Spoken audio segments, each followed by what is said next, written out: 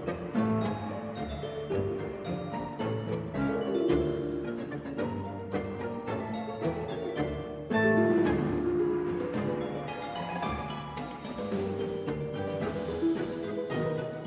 everybody, welcome back to the Comics to Cinema Club. My name's Drew. And I am Matt for the first time without any glitchy audio. How the hell did you get here?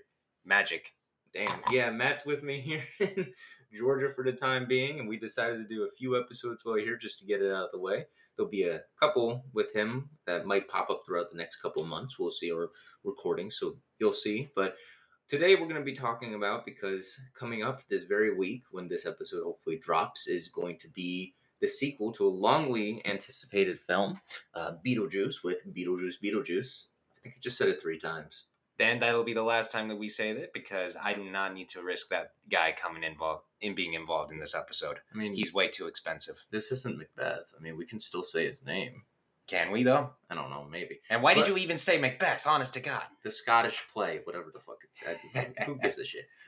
Anyway, so basically, we're going to be talking about doing a little director's dissection on the director of Beetlejuice and the upcoming sequel film, whose name cannot be said. But we're going to be talking about good old Tim Burton and his history with filmmaking, which has a lot of hits, but also a couple not so great hits. It's funny because Burton at one point was at the top of the world for the most dark and macabre style films, but now he's trying to earn his way back and a sense of a reputation back. And I say so far he's doing a pretty good job, since he just had a big hit with Wednesday Addams, and now he might have another big hit on his hands with Beetlejuice, which again I really shouldn't have said, but nonetheless, I think he is starting to get himself back on the right track, because if you watch Wednesday, you'll recognize a lot of his style, which wasn't really present in a lot of his more recent films, but I think he's getting back into the swing of things. Yeah, Burton has a really interesting history, because he started off with Pee-wee's Big Adventure, which doesn't really fit his style at all. Have you seen Pee-wee's Big Adventure? I have not seen Pee-wee's Big Adventure. You don't get to talk about that, because yes, it very much fits his style. But he was sort of discovering that sort of style with the whole dark and the scary imagery, and then he perfected it with his next big hit, Beetlejuice, which everybody loves. I mean, Beetlejuice is one of my favorite films by him. I love that movie. It's so funny. It's so goofy. Tim and Burton does a great job directing, but then Michael Keaton sells it with Beetlejuice, and it's showtime. It's showtime. And I think that, look, I have a thing with swearing. Not like, I don't like swearing or anything like that. I think that in a lot of movies and a lot of scripts, people are throwing fuck, shit, damn, out, left and right, left and right, left and right, like just to make it edgy and harsh and whatever. The best usage of an F-bomb you can have is when it's unexpected, when it's used for maximum impact and effort. Because if you're just throwing it out left and right, it's not going to hit. Granted, in a movie like Beetlejuice PG-13, you only get one usage of it. But I gotta say, nice fucking model is such a good usage of the F-bomb. And believe it or not, this was back when PG-13 actually meant you should have parental guidance if you're under 13. So you'll see a whole lot of incredibly disturbing imagery, or even a lot more swear words, I think, because he had this little spiel where he's like, I've seen The Exorcist 192 times. I thought he swore. It keeps getting funnier every single time I see it.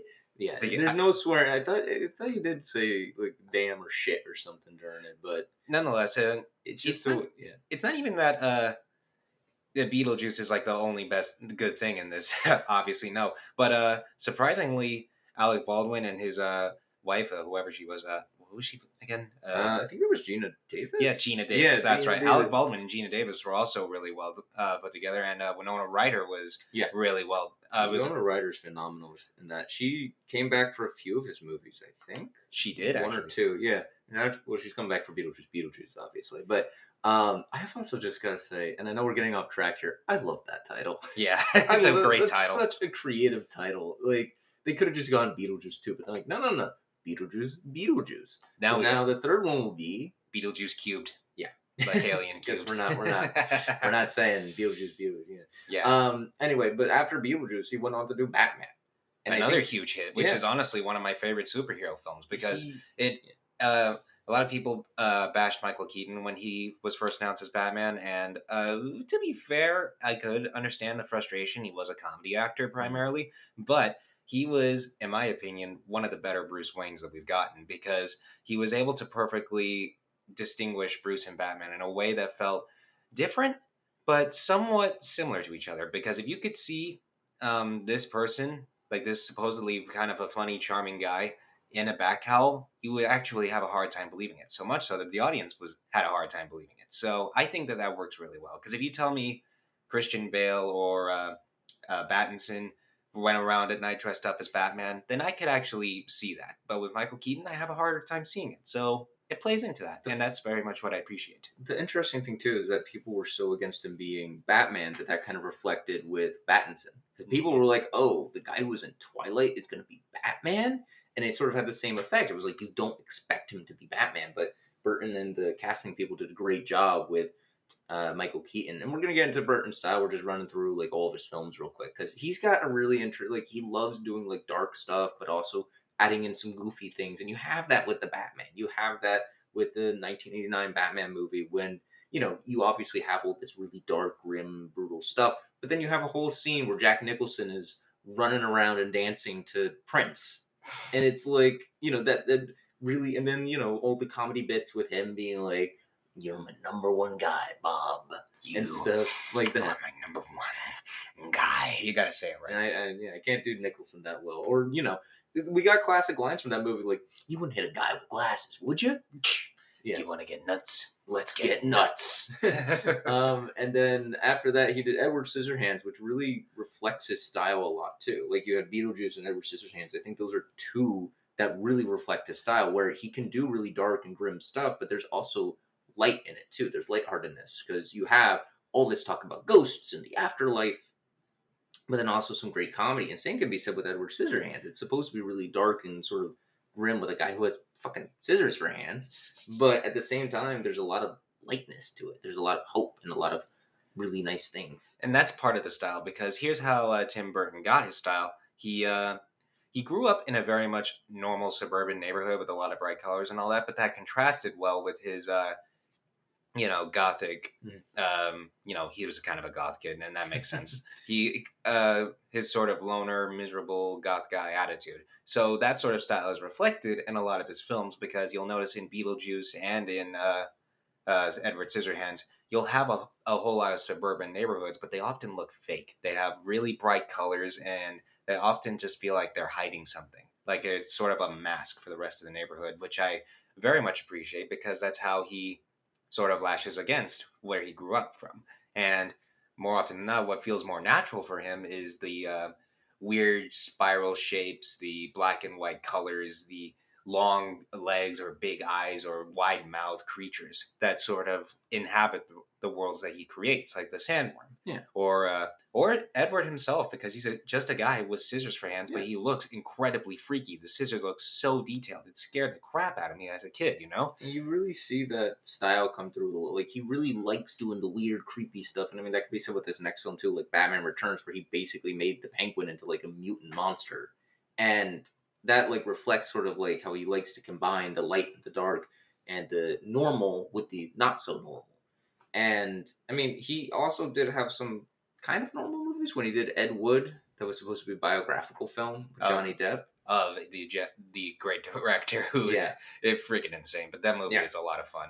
And then he did Mars Attacks, which Drew actually did not know he did. Yeah, I didn't know until I looked up his Wikipedia. I think I remember vaguely, but I wasn't 100% sure. But yeah, he did Mars Attacks. And that in turn is more of a kids film, but it is still filled with a lot of somewhat scary moments. We Because can call that a kids film? kind of, I don't know. It's Okay. not compared to a lot of his stuff. Like, can we really say that? I think Beetlejuice is more. Pee Wee's Big Adventure would be more big kid friendly. You haven't than Mars. seen Okay, Pee-wee. yeah, I don't know. I can't really say anything. It's about it. it is, but nonetheless, it's not what you really expect. Well, some of his other films too, but believe it or not, that was actually Pee Wee's first movie. He had it was basically like a sketch for Paul Rubin.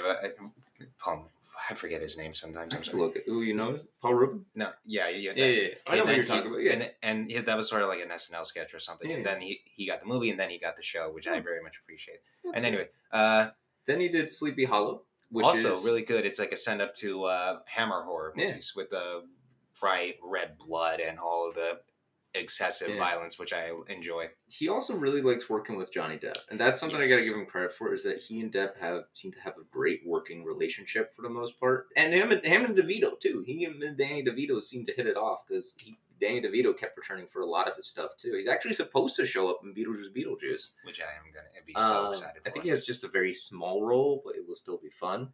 Um, Before we enter the 2000s, so there's something I feel like we need to mention. A lot of people think he did A Nightmare Before Christmas. He did not do A Nightmare Before Christmas. He was the executive producer on it, and he was known for it, but it was not directed by him. No, that was directed by Henry Selick, I think. Yeah, I think so. Yeah, it was.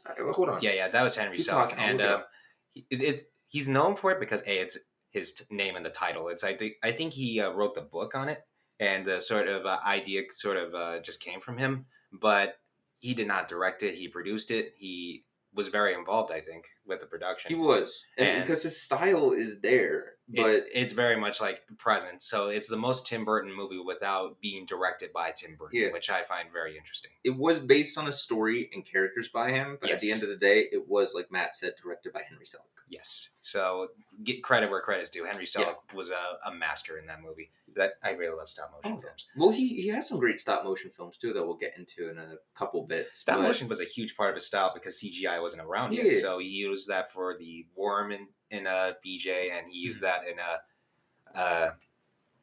did he use a lot of stop motion in Edward?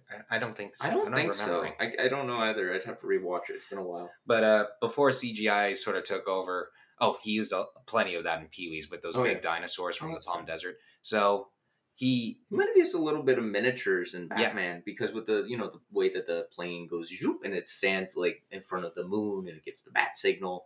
I feel like he might have done not necessarily stop motion, but just miniatures and everything. Yeah, so that was a huge part of his style, and you could tell it might have been expensive, but it was probably way less expensive than what CGI would have been at the time.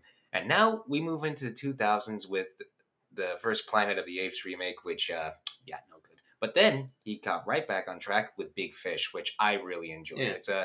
It has a lot of his style present. It didn't utilize a lot of the scary creatures in a similar design, but it has his heart. It very much has his heart present, which I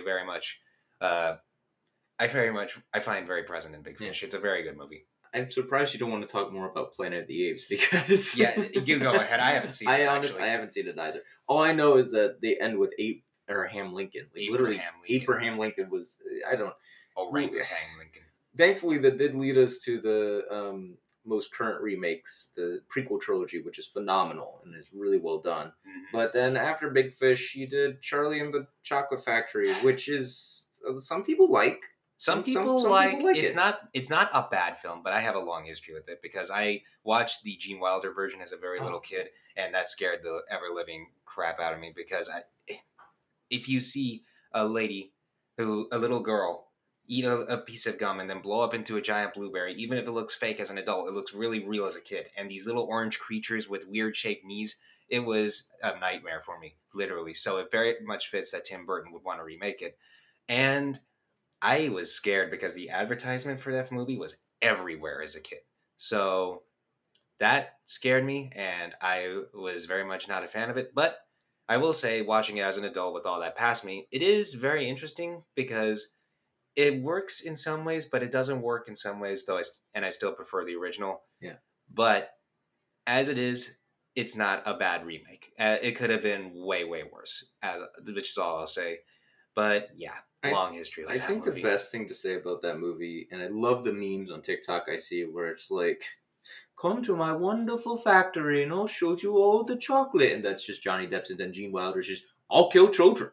Yeah, I don't give a shit. I'll kill children. Like that's the best way to encompass it. Is that his version of Charlie and the Chocolate Factory was a little more unhinged and a little more like we're just gonna have it be a little weirder. Whereas Gene Wilder was just like, I'm gonna fucking murder all of these kids.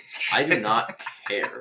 I do not care. I don't want to give away my chocolate factory. I just want to be my little psychotic self. I want to, but to the right kid, and even the right kid is a little shit who steals sometimes. Literally, he ends the movie with going, "You lose. Good day, sir." And the Charlie and the Chocolate Factory with the 2005 one, I think the problem with that too is that they were like, we got to humanize him. He had a problem with his dad, who he was a dentist. He was a dentist. That's genius, guys. He was a dentist. All right, give me more of the cocaine. cooking. Yeah, he was a Yeah. dentist. Yeah, he was really good. Yeah, dentist. We got to lean into that because chocolate. So And I will say, I really love the Chocolate Factory a bit more because yeah, it looks more.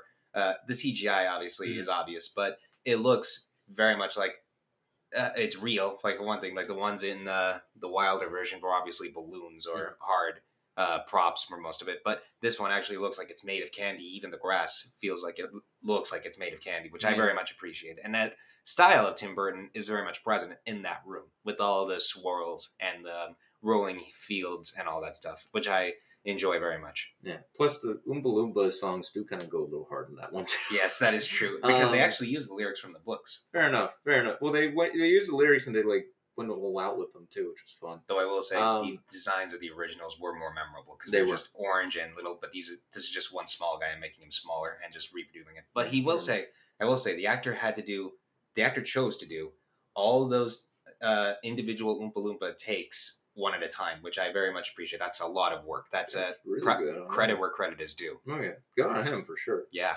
And then after Charlie and the Chocolate Factory, he did one of my favorite movies by him. There was Beetlejuice and Batman. He did Corpse Bride, very good which movie. is a very well done movie. Like Corpse Bride is great. Like it speaks to a lot of him. There's great music. There's great emotion. There's great like little bits of horror. It's horror for kids. Johnny Depp and Helena Bonham Carter, I think. Helena Bonham Carter. Yeah, I can never say her name.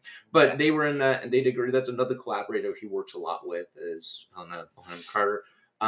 But it was a great movie, and it was very well done, and it spoke again to his style and to who he is. And then I didn't actually finish it, but I know about it. I thought it was really good It's a good too. From movie. what I've seen, it's really sad and tragic, which I very much appreciate. And then we move on to another Johnny Depp and Helena Bonham Carter crossover with what is, in my opinion, the scariest story ever put to fiction, Sweeney Todd. It's one of the most scary things that I, as an adult, can ever sit through. I would never show this to children. I would barely show it to a lot of adults I know. But it fits very well for Tim Burton and Johnny Depp and Helena Bonham Carter to do this because it is dark, it is messed up, it is sick. It makes me sick to even think about it sometimes, Yeah.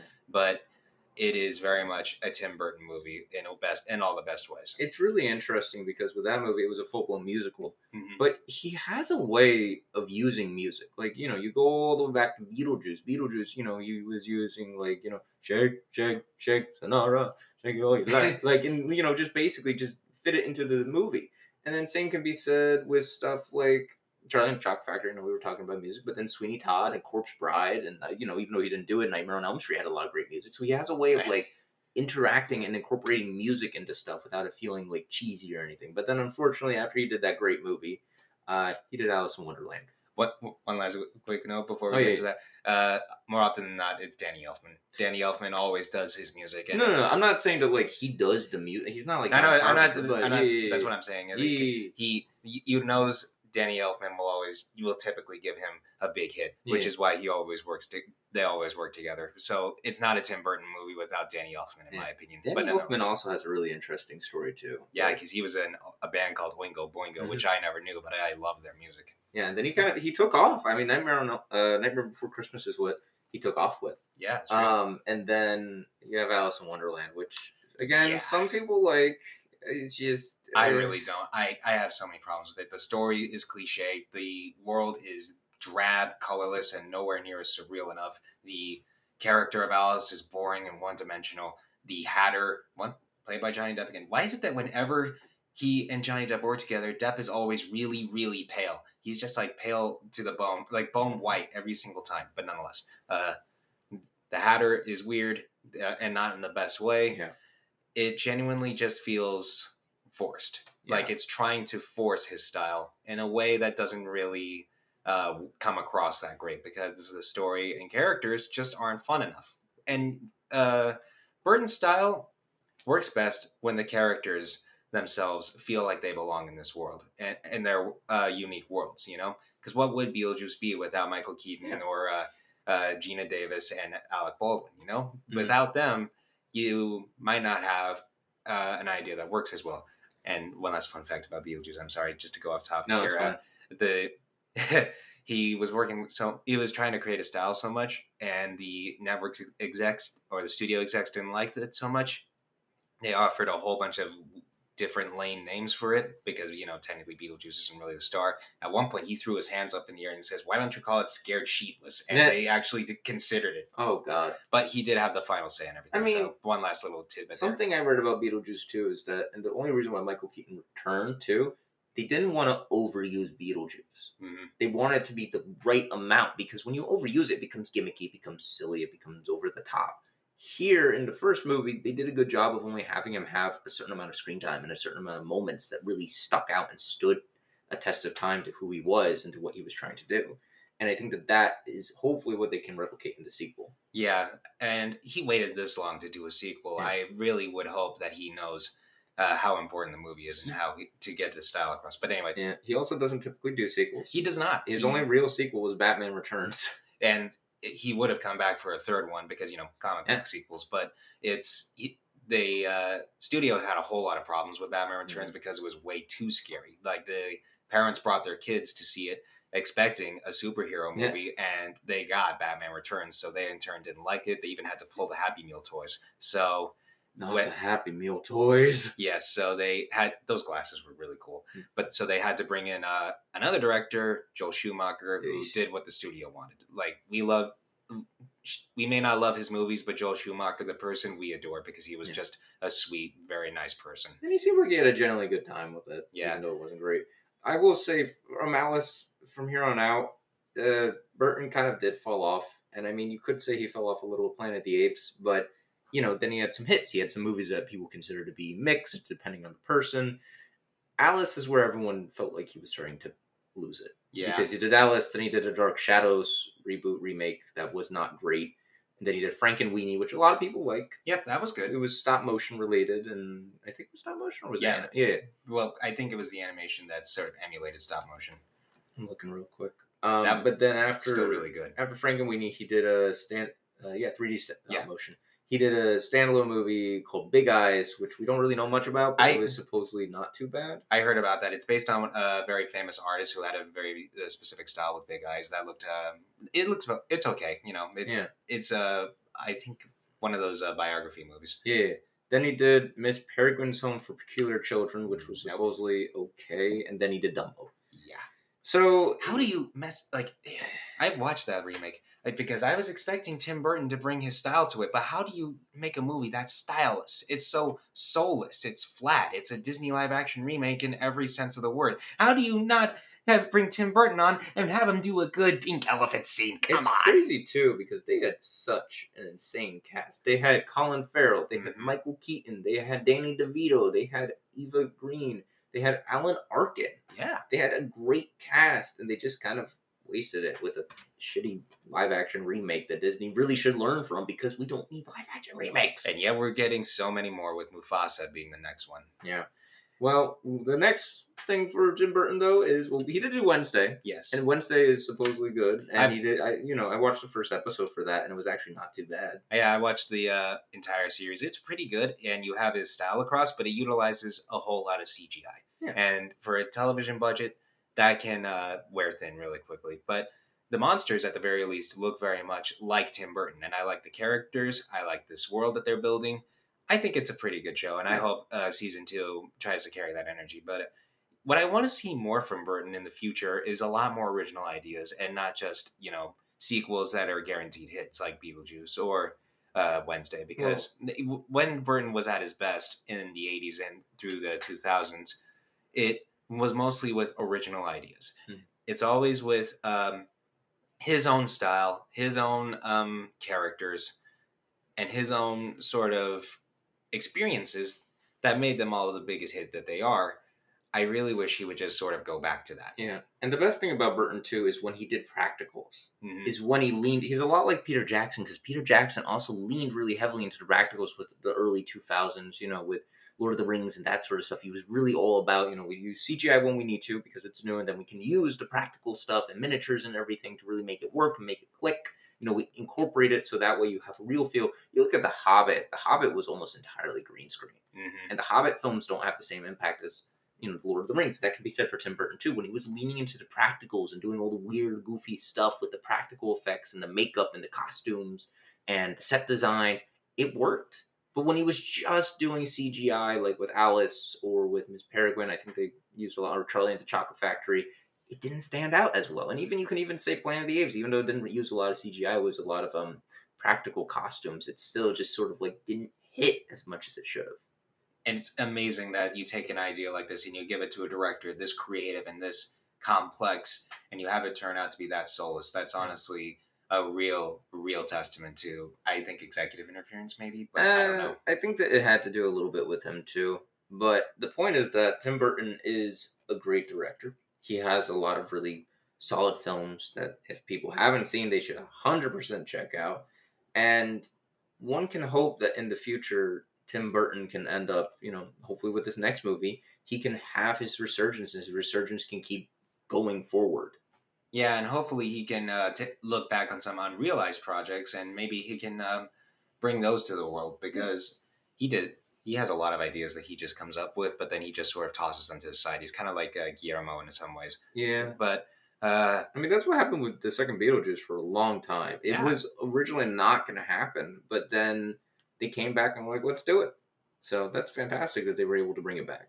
So I really hope that he finds more of his style. And given the trailers, it looks pretty good, and it looks really promising. I It just looks hope like- so. Yeah. I just hope that it comes across well enough for him to be inspired enough to bring these sort of ideas back. It looks like it's leaning more into his style and his practical age instead of the more current stuff. But yeah, I mean, that's Tim Burton. He's a complicated guy, but he's got a lot of really great stuff, and he knows how to do filmmaking to an extent. He started off with a whole bunch of cool shorts that eventually caught the attention of Walt Yeah. Disney, including one that I very much appreciate, based on Vincent Price. This one, even narrated by Price himself, is this young boy who loved Vincent Price. He was so dramatic and moody and all that nonsense in acting like a classical actor. Vincent, exactly. Yeah. And his parents are like, no, knock that off. And then he just falls into a deep spiraling depression and all that because nobody understands him. And I feel like that's just his life story, which I very much find fascinating. He also started working with Walt Disney. He made a short called Stalk of the Celery Monster and got noticed by Disney. But apparently he has previously stated that he will never work with Disney or Pixar ever again. Why after Dumbo? What was I don't know. He just said, oh yeah, it is after Dumbo. He said that he would, or at least he said he would never work with Walt Disney ever again due to his distinct style and a working approach not matching with what Disney is looking for. And that's a smart choice. That's a very smart decision because until Disney gets their shit together, I don't really think that someone like Burton would thrive that much. Yeah. And I think, he apparently is doing a remake of Attack of the 50-Foot Woman. Oh, that's going to be fun. Yeah. Whether it goes through or not, we'll see, but that could be interesting. Yeah, that sounds like a really good idea. Yeah. Wonder if he'll use Winona Ryder for her. Maybe. Who knows? Or Jenna Ortega. He seems to like using her now. Or Helena Bonham Carter. That too. There's a lot of potential, but we'll see. Anyway, I think that's going to do it for this. Anyway, hope you guys have a good day. And if you guys want to listen to more, keep tuning back in. And if you guys do see Beetlejuice, hopefully you enjoy it. It's showtime. Have a good night, guys. See ya. See ya.